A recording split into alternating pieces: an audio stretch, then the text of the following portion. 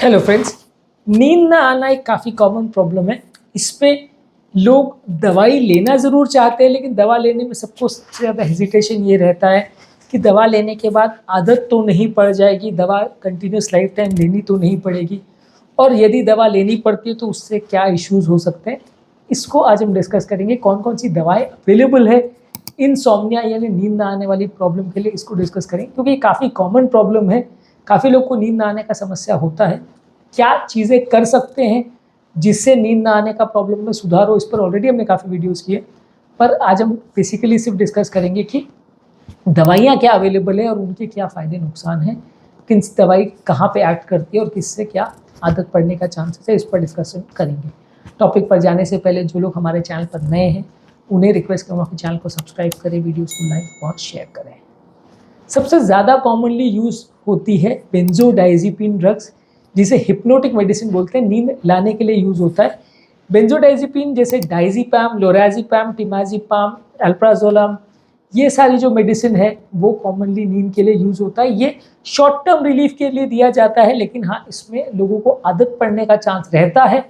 और दूसरा, इसमें टॉलरेंस होने का चांस भी रहता है, यानी कि इसको लेने के बाद आपके कुछ समय के बाद शरीर में ये असर ही ना करे, ऐसा भी हो सकता है। इनिशियली थोड़े टाइम में आप जब इसको दोगे तो ये असर करेगी, लेकिन एक स्टेज ऐसा आएगा कि जब बॉडी इसको टॉलरेट करने लग जाएगी और उसमें इफेक्ट आना कम हो जाएगा, ऐसा भी हो सकता है। इसको टॉलरेंस बोलते हैं।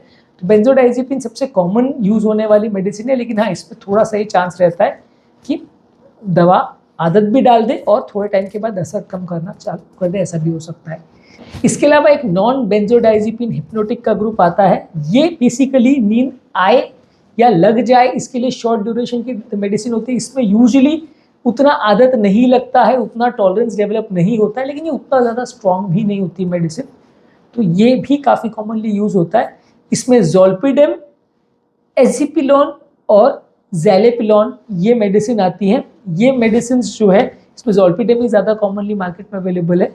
ये मेडिसिन छोटे टाइम के लिए दी जाती है ताकि नींद लग जाए, नींद मेंटेन नहीं करती है। नींद में आना बेसिकली दो तरीके का प्रॉब्लम होता है। एक होता है नींद लगने का प्रॉब्लम, एक होता है नींद मेंटेनेंस का प्रॉब्लम, यानी लगने के बाद खुल जाने का प्रॉब्लम। तो बेंजोडाइज़ेपिन जो है वो लगने के बाद नींद मेंटेन करने में मदद करती है, ज़्यादा देर तक असर करती है, जबकि ज़ोलपीडेम और इस ग्रुप की जो मेडिसिन है वो खाली नींद लगा देती है। अगर आप वो दवा लेके अगर सोने का कोशिश करोगे तो नींद लग जाएगी, लेकिन उसके बाद वापस अगर नींद खुल जाएगी तो फिर आपको वो दवा कोई काम नहीं आएगी। तो नींद ऑनसेट का अगर प्रॉब्लम है कि नींद लगती नहीं है तो ज़ोलपीडेम या नॉन बेंजोडाइज़ेपिन हिप्नोटिक ये ग्रुप की मेडिसिन दी जाती है। नींद लगने के बाद खुलने का प्रॉब्लम है या दोनों प्रॉब्लम एक साथ में है तो फिर बेंजोडाइज़ेपिन को प्रेफर करते हैं। इसके अलावा अगला ग्रुप ऑफ मेडिसिन है मेलेटोनिन रिसेप्टर एगोनिस्ट। ये बेसिकली जो है इसमें उतनी ज़्यादा असर नहीं होती, बहुत ज़्यादा पोटेंट दवा नहीं है। ये मेलेटोनिन रिसेप्टर्स पे ब्रेन में एक्ट करता है और ज़्यादातर लोगों को इससे बहुत ज़्यादा आदत नहीं पड़ती, इसलिए लंबे समय तक इसको यूज़ कर सकते हैं। थोड़ा कॉस्टली आता है लेकिन लंबे समय तक इसको यूज़ कर सकते हैं। मेलेटोनिन रिसेप्टर एगोनिस्ट ये जो है काफ़ी कॉमनली यूज़ होता है नींद के प्रॉब्लम के लिए, और स्पेसिफिकली नींद के रिसेप्टर्स पे ये एक्ट करता है, इसलिए इसके बहुत ज़्यादा साइड इफेक्ट नहीं। बेंजोडाइज़ेपिन से थोड़ा एंग्जाइटी का भी इशू सॉर्ट आउट होता है, तो उसमें एक वो भी एडवांटेज रहता है कि अगर किसी को साथ में घबराहट का भी प्रॉब्लम है, घबराहट की वजह से खासकर अगर नींद नहीं आ रही है, तो वैसे केस में बेंजोडाइज़ेपिन को ज़्यादा प्रेफर करते हैं।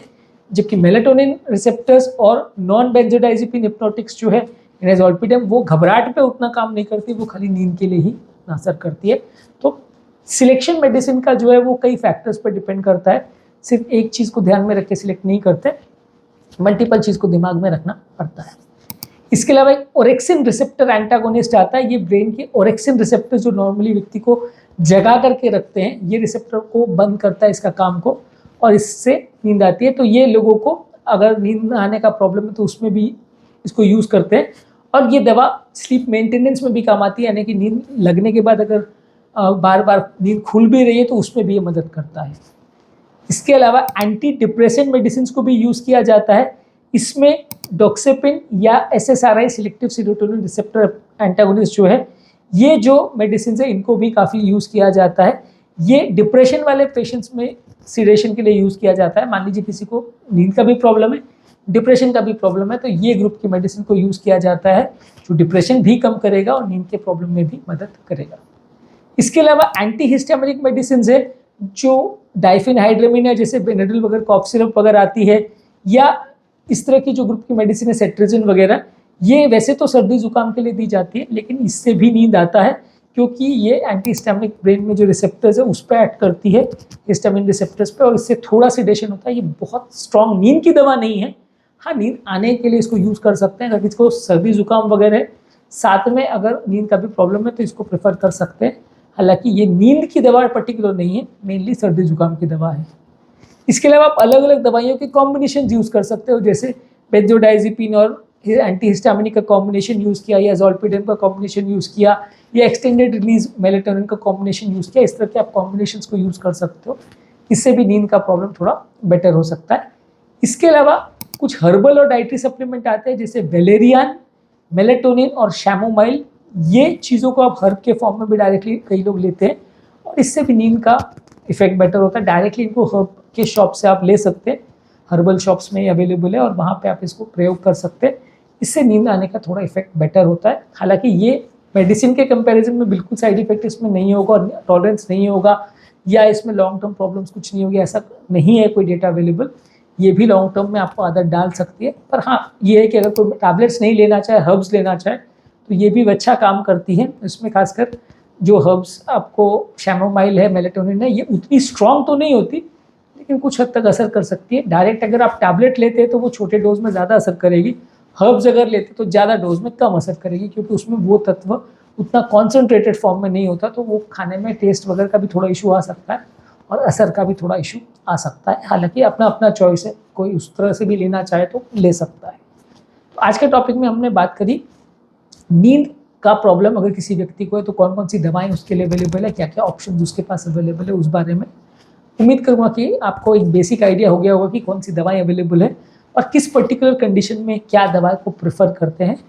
उम्मीद करूँगा कि आज के टॉपिक में कुछ नई बातें जानने को मिली होगी। जो लोग हमारे चैनल पर नए हैं उन्हें रिक्वेस्ट करूँगा कि चैनल को सब्सक्राइब करें, वीडियोज़ को लाइक और शेयर करें।